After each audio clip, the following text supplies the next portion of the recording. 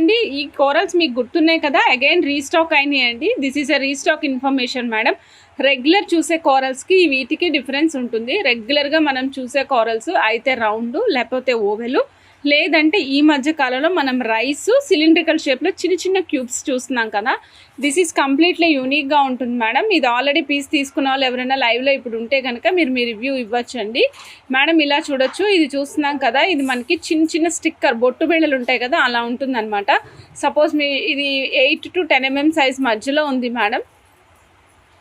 బొట్టు బిళ్ళ సైజ్ అనమాట ఇది. దీనికి మనకు కాస్ట్ వచ్చేసి ఓన్లీ 900 రూపీస్ పడుతుందండి. 3/6 mm సైజు, 15 inches లెంగ్త్ వస్తుంది.